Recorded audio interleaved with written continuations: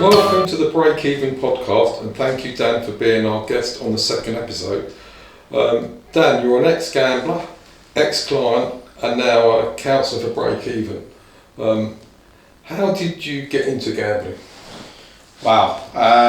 So I started gambling probably before I was legally able to, probably the age of 15, 16. Always interested in sports, but our family you play sort of card games and spoof and stuff like that, a bit of fun. And at that stage it was fine, but it was sort of normalised, very much normalised in them days. But actually going into a betting shop, sort of almost trying to get into a nightclub, I suppose, getting your fake ID out and going into a betting shop at 15, 16. And at that stage it was social and it was fun, but it soon quickly developed into something else, yeah. When do you think you started to realise it might be a problem or it was a problem? Well, it was a problem early on. When I realised it, probably a lot later, but my mum mainly sort of highlighted some behaviour traits that she could see. And she sort of dragged me to a GA meeting at the age of about 18, I think it was. And I sat in a room with a load of people that I thought, what am I doing here, and I didn't really see a problem. So early on, and I remember, a group of friends would go and place bets on the weekend, but there was a couple of us that would branch off and be gambling in the week and stuff, so it looked like it was, certainly affecting other parts of my life, not just as a social sort of intervention, I would say, or social experiment. And that's when, I couldn't really see it then, but on reflection, that was very evident. There was 2 or 3 of us that would break off and be gambling every day. When you say you're breaking off, and you were gambling sort of very often, what sort of things were you gambling on and what sort of amounts do you think? So when I started gambling, there was no real internet betting at all. It just kicked off. The FOBTs in the betting shops had just come into play. So you walk in and was like, wow, what are these? So we would be going into the betting shops, we'd be placing our accumulators on the For people listening who don't know, can you just explain what an FOBT is? Yeah, so anyone that isn't aware what FOBT is, it's a fixed odds betting terminal that are mainly predominantly in betting shops, but you do have them obviously in gambling establishments like arcades, gaming centres and stuff like that. But it was a new sort of thing that was brought in, and sort of the staff would introduce you to it and say, you can play this and free bets and this, that and the other. And this was before online really.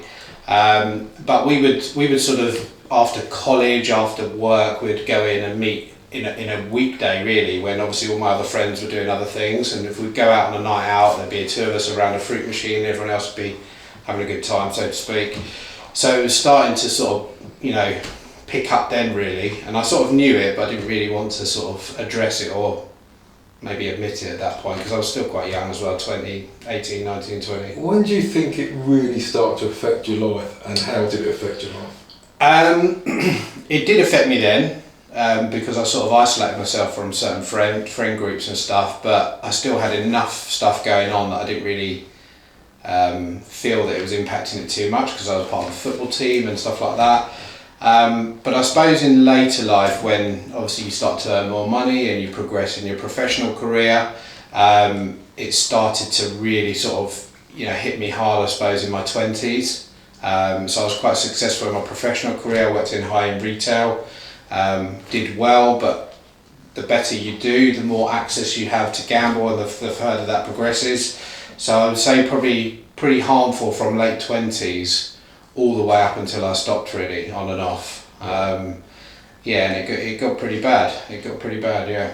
When you say it got pretty bad, what were the consequences of how bad it got for you? So in a nutshell, so I sort of started to use my own money, but I would start borrowing legitimately, should we say. So I'd get loans and credit cards and stuff like that, but when those were exhausted, I started to sort of commit crime and fraud and theft to finance my gambling, because obviously it felt like it was the only way to get out of it at that time, which obviously on reflection again, it's sometimes sort of feels like a different life, but that was the reality of it. And obviously the bigger the whirlpool got, the bigger the lies became, the bigger the debt became, the bigger the loans became. And it ended up, as I say, after years and years of doing this, ended up in sort of like standing up in front of a Crown Court judge. And I was admitted to psychiatric care. which was needed at the time. I mean, I had an attempt on my life, and again, it's hard to explain that because I don't feel like that at all now. But in that moment, I needed protection. I needed to be admitted to that establishment, which I was there for about 2-3 months, and I had to declare bankruptcy. I still have an unspent conviction at the moment. I'm still in an active bankruptcy at the moment, so there was a huge repercussions. Obviously I lost my job, I lost my home, but on the flip side, like I said, it's being able to reflect on that now, notice those implications, because I never really thought that sort of stuff could happen to me. You know, just like what I would call a normal person. Played football, played golf, had lots of friends, great family, and it, like I said, it can happen to anyone, and it did. It sounds like gambling totally took over your life from what we're saying. What was really interesting listening to that is you mentioned how long you managed to stay in the game, whereas my guess would be in today's world, with the advent of online gambling and 24/7, it'd be a lot more difficult for people standing it that long because it happens so quickly and it's so repetitive. Yeah, I mean, I sort of gamble mainly in the betting shops to start with, mainly because I could hide the sort of transactions.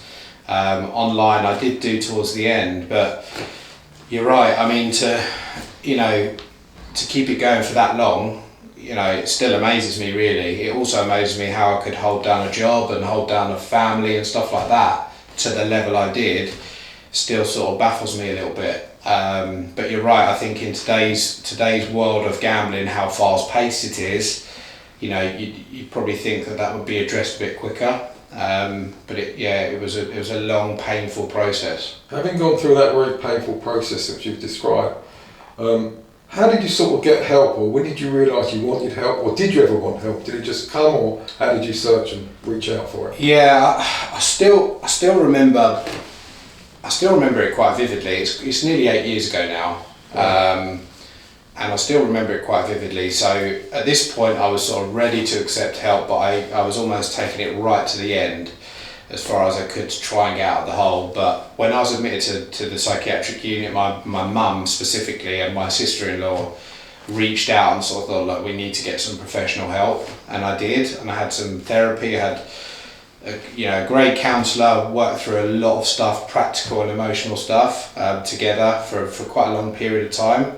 But at that point, I really wanted a different life. I just had enough. It had beaten me up. It had taken everything from me, and I just wanted something different. And I engaged with it where I previously hadn't, and I wanted something different. And I think so. My parents and sister-in-law did it while I was accessing support from the psychiatric unit I was in, and then it started to really I started to look at what my opportunities and options were after that, because I thought, right, okay, I don't want gambling part of my life anymore.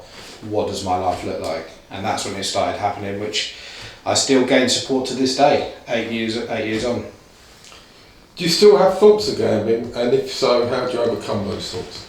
They're rare, because as I say, it's quite a while ago since I last had a bet. However, when they do come, and they certainly did come in the early days, I really felt it was an opportunity for me to not dismiss them, rather just to actually accept them and honour them and try and process them in a healthier way. So whether that was talking to somebody close to me, whether that was talking to a therapist, whether that was looking at support, and just trying to work through that urge and temptation and feeling around it. You know, if I've been gambling for 25 years, the thoughts aren't going to disappear in a day or two. You know, it's going to take time. My behaviours and traits were embedded, so I need to allow time for that to happen. So I tried to not dismiss them, because I found when I did that before, I built up a bit of resentment. It was almost like a case of, I don't want to gamble, why am I feeling like this? And therefore this time around it was like, look, I've been gambling for most of my life, more than half my life. It's normal and I need to try and work with it. And the more I did that, when the thoughts came after that, they were far easier to manage. Thanks for explaining, your journey. Sounds like it really gripped you for a long, long time. What was it that made you want to get into counselling and help those affected by problem gambling? So when everything happened with me, when everything sort of almost like a grenade went off really, I suppose I had a bit of a choice to make really, which was the sort of easy path was to sort of veg away, I suppose, and sort of not go out to work and not go out to do anything. Obviously I still had a court case hanging over me. I still had sort of bankruptcy and sale of house going through with my 2 young kids there. So it's quite stressful, but I thought to myself, no, I've committed to doing something different with my life. What that looks like, I don't know. And I just thought, I can't necessarily specifically help people, but if I can just try and guide people in the right direction, what that looks like I didn't know at the time. So I started going to GA at the time. I still go occasionally, but I have a lot more support around me on top of GA. So I went to GA. I was also part of a peer aid support program, so I qualified as a peer supporter, which was obviously a volunteer scheme. So I was trying to get myself back into like a working community sort of type thing, get me back into a routine of getting up in the day and having a workload. And then I decided I wanted to do this in like a professional capacity. So I studied, I did 4 years at college, I think it was, and qualified obviously with a degree. I would say the sort of satisfaction and reward I get from the job I do now far outweighs any financial package I used to or do get, because, you know, like I said, if I can just help and guide however many people that is, I mean, I don't want to say one person, but the reality is even if it's one person who might not go through the same thing that I did. So it inspires me every day, yeah. That's fantastic. You really used your lived experience to great effect. Can you just talk me a little bit more through your counselling journey from the helpline, peer aid with Bet No More, as you said, Gamblers Anonymous, and eventually to be sitting there at break even? Yeah. So you turn gamekeeper? Yeah, I mean I've literally from the moment I stopped gambling, I've been involved in gambling recovery support, whatever that looks like, and started off in GA, sort of like I said, a self-supporting program, peer aid program, which is a volunteer scheme, and then I employed work for GamCare on the National Gambling Helpline, which is a fantastic service, you know, where people can ring up at any hour of any day during the year. Well, it's 24/7. 24/7, 365. So I've worked on Christmas Day, I've worked on New Year's Day, and like I said, when people need it at any point, and even people in recovery, you know, you talked about experiencing an urge. That's a great level of support where you may have had counselling and you have a challenging moment. That's a great level of support to do that. So I did that for about 3-4 years. I did my placement with Break Even, which was fantastic. Obviously the support I got and the work that I did was amazing, and that's when I obviously spoke to Break Even to actually work with you guys full time. And like I said, it's just gone on from there. And yeah, I think for me now the work that I experience and do is far more important to me than any sort of, you know, financial reward for me, because like I said, it's still gambling support and recovery is always needed. Fantastic. You know? Dan, I mean, we've gone through your journey, and you know, it sounds like you've had one hell of a life so far. Yeah. How could someone listening to you now identify that they might have a problem with gambling? What would your advice be? So what I would say is, I think it's really easy for people to say, and I hear it all the time, is like reach out and speak to somebody, but the reality of doing that is quite tough. What I would say is if anyone can find the courage and bravery to not necessarily reach out to someone specific, but you know, whether you reach out to a service, whether you reach out to a helpline, whether it's a friend, a colleague at work, you know, it could be a teacher, it could be anyone, you will find empathy and compassion and support from someone. And that doesn't have to always mean the people closest to you, because that can feel quite daunting. And I think, you know, I always found that 9 times out of 10, the thought of reaching out and opening up and being a bit vulnerable was always worse than the reality, because more often than not, you will get support from somewhere, whatever that looks like. So there's definitely, I mean, you know, if I think about reflecting on what I've experienced with gambling, I wouldn't have thought I could have actually got past it and actually had a different life. And you said a hell of a life. It feels like I've had 2 lives in a way, and that's generally how it feels. And I suppose going what I've experienced, anyone can recover. I always say to people and my clients as well, if you had the same commitment to your recovery as you do to gamble, then there's a strong chance you'll come out the other side, and that means that I would have done anything to gamble, and if I do anything to recover, then I'll be in a pretty good place, and I won't lose the things that I've built up in my life. I won't lose those things around me. So recovery's hard, but if the commitment's there and the desire's there, the support is 100% there, whatever that looks like, whether it's break even, National Gambling Helpline, peer support groups, one-to-one work. It could be a mixture of them all combined. And the work we do is fantastic, and everyone's different, so you've got to find your own path to recovery, and that's what I would say. It's about finding your own path, finding your right counsellor, finding your own support group, and it can work for you. Dan, to finish up with, I just want you to give me 3 things that you personally would identify with people that may be listening to you. They're not sure they've got a problem, might have a problem. Give me 3 things that maybe these people should look for. As in sort of signs that they're suffering from gambling. So I would advise and suggest to look past the financial impacts that it's having for you, because not everyone gets into debt and borrows money to gamble. It's a bit past that. I think if you're having your time occupied massively and you're not being able to commit to things that you feel you should be, that's a big thing if it's occupying a lot of your time, because the amount of time I spent gambling was ridiculous, and it was not just the time I spent gambling, it was the time I was thinking about gambling and preparing to gamble. So if you're finding yourself becoming unreliable, not managing your time well, I think if it's affecting your work, I think that's a big sign. I always felt I was managing my work quite well, but again, looking back, my staff that I worked with were holding the fort all the time. I was doing nothing. I was just almost the person in charge that actually didn't do anything. So it was affecting my work on a daily basis, but I was almost convincing myself that I wasn't, and it was fine. So I think if your work's affected in terms of the amount of time you're spending work, the amount of times you're having off, if you're late to work, and I think your self-care.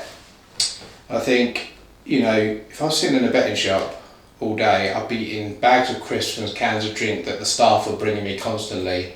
I wasn't shaving, I wasn't necessarily showering or washing every day. I wouldn't be concerned about then what the kids were doing as well. So a lot of the self-care that is so important in recovery, to look after yourself, to make sure you get good sleep. So all these emotional things that aren't connected to money at all, because I think most people, when they look at gambling, it's a financial impact. And it is, but there's so much more. So I think the emotional side effects, I would say, are the real things to keep an eye out for and to be wary of. Dan, before we finish, is there anything you would like to say that we haven't spoken about? The one thing that springs to mind is I think it's really important for people to know and experience that gambling shouldn't be a definition of the person. It's obviously a part of the person, but I think for me, I always define myself as Dan the gambler, and of course I am a gambler and I'm a recovering gambler, but it doesn't define the whole person. I'm a son, I'm a father, I'm a partner, I'm an employee, and I work hard at all those things, and therefore if I can acknowledge that along with the gambling side, it means that my life is not just about the gambler. And I think that's really important for people, because that's the place where you feel, but actually there's a very different perception. That fits really well with the language we're currently using, because currently too many people are using the word problem gambler, and maybe we need to start looking at a person that gambles problematically. Yeah, and I think most gamblers, including I'll only talk for myself, but I always took responsibility and accountability for it, and I acknowledged that there was an issue with my gambling. But I think you're right, the phrase problem gambler very much defines somebody as you've got a problem and it's your fault, which again, we're not dismissing the accountability, but there's so many more factors that involve that phrase, and I think that can be a language and stigma and stereotype that does stop people coming forward. I'm a gambler and I've got a problem, and I'm a problem to lots of people, and I'm a problem to society, and part of that people can understand, but it's not the full picture. Absolutely. Yeah. Dan, thanks for today. Thanks for being so honest, and thanks for Break Even for all the clients you've seen and all the clients you're about to see, and let's hope they finish up down the same route recovery you went. I hope so. If you or someone you know is affected by gambling related harm, please contact us on 01273 833 722 or visit our website www.breakeven.org.uk. Alternatively, please call the National Gambling Support Helpline on 0808 8020 133. Please make sure you like and subscribe to all our social media channels and keep this message out there. Thank you.